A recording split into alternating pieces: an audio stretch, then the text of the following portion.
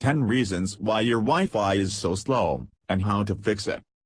Wi-Fi is the way of the world now. It's the invisible friend that comforts us, allows us to binge on Netflix in bed, and equips us to work from anywhere at any time. Wi-Fi is pretty much a necessity these days. Sometimes, however, the relationship turns sour, especially when Wi-Fi slows to a crawl. When you rely on Wi-Fi, speed issues can hurt. Unfortunately, speed issues aren't always easy to diagnose due to the way Wi-Fi works. One unknown variable could potentially cut your Wi-Fi speed in half, so it's important to know what to look for when something's wrong. Wi-Fi transfers data using one of two radio frequencies, 2.4 GHz, older standard, and 5 GHz, newer standard. Most modern routers can switch between the two, and smart routers can even choose the best frequency for you. Within these frequencies, there are multiple channels, 14 of them at 2.4 GHz and 30 of them at 5 GHz. Those are the fundamentals of how Wi-Fi works. Knowing that, we can now explore some of the lesser-known reasons behind why your Wi-Fi is so slow, and the best ways to fix those issues. 1. Most people underestimate the importance of picking a good spot for a Wi-Fi router. Even a small shift in positioning could end up being the difference between day and night. If you're like most people, you probably unpacked your new router, located a reasonable outlet location, plugged it in, and simply left it on a whatever was nearby, a shelf, a desk, or even the ground. As it turns out, router height does make a difference. That is to say that leaving your router on the ground or behind other objects usually results in noticeably worse performance. Instead, put the router as high up as possible to extend the broadcasting range of the radio waves. This also helps clear the router of possible interferences. 2. Materials like concrete and metal tend to be the worst for blocking Wi-Fi waves, but even objects of other materials can get in the way of high-performance wireless. Make sure your router isn't blocked by any other objects, especially devices that are electronic. Also, avoid placing your router in your basement, as this area is usually enclosed by a lot of concrete, which can be almost impossible for Wi-Fi signals to penetrate. 3. The further away from your router you get, the weaker the Wi-Fi signal. Therefore, the best option is to place your router as close to your devices as possible, but this is only practical if you have one main area where you tend to use your devices.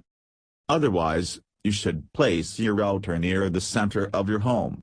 After all, Wi-Fi broadcasts in 360 degrees, so it doesn't make sense to put it at one end of the house. However, if your router is particularly weak or if your house is particularly big, then you may need to increase the range of those Wi-Fi waves by using Wi-Fi extenders or repeaters. These are auxiliary devices that connect to the main router and repeat the signal so it covers more area. If you want to get truly scientific about your router placement, take a look at this project from a PhD student and download the app to try it for yourself. 4. You've probably never noticed, but there are wireless signals all around you wherever you go, and they're passing through you all the time. From where? Electronic devices, Wi-Fi routers, satellites, cell towers, and more. Information designer Richard Vidgen created the architecture of radio, available on iOS and Android, which uses public information on satellites and cell towers, along with Wi-Fi information, to create a map of all the invisible signals around you. I tried this out, and you can see the results from my test in the screenshot above. Although Wi-Fi is supposed to be on a different frequency than most of these devices, the amount of radio noise can still cause interference. Some common and noteworthy causes of interference include: 5. Did you know that microwave ovens can cause interference with your Wi-Fi network? Especially with older routers. This is because microwave ovens operate at a frequency of 2.45 GHz, which is incredibly close to the 2.4 GHz Wi-Fi band. Specifically, the 2.4 GHz Wi-Fi band actually broadcasts between 2.412 GHz and 2.472 GHz, so there are times when the microwave frequency can overlap with the Wi-Fi frequency, and when that happens, the data being transferred gets disrupted. Most microwaves are properly shielded so no waves should be detected outside of the oven, but when there is faulty or poor shielding, that's when interference can occur. 6. It turns out that another favorite type of wireless connection, Bluetooth, also happens to operate at 2.4 GHz. In theory, a properly designed device should be shielded in a way that prevents interference. Furthermore, in order to prevent frequency clash, Bluetooth manufacturers use frequency hopping, which is where the signal randomly rotates between 70 different channels, changing up to 1,600 times per second. Newer Bluetooth devices may also have the ability to identify bad or currently in use channels and avoid those. But interference can still occur, so try moving the router away from Bluetooth devices, or at least turn those devices off, to see if this is the cause of your troubles, especially if they are older Bluetooth devices without channel management. 7. Funny enough, Christmas lights, or fairy lights, can be a devious culprit in slowing down your Wi-Fi because these lights can emit an electromagnetic field which interacts with your Wi-Fi band. This is especially bad when using lights with the ability to flash. You aren't even safe with modern LED lights because some of them have flashing chips built into each lamp, and these create an interfering electromagnetic field. In reality, all other kinds of lights can cause interference by emitting electromagnetic fields like this, but the effect is close to negligible in most cases. However, you should keep your router away from electric lights just in case. 8.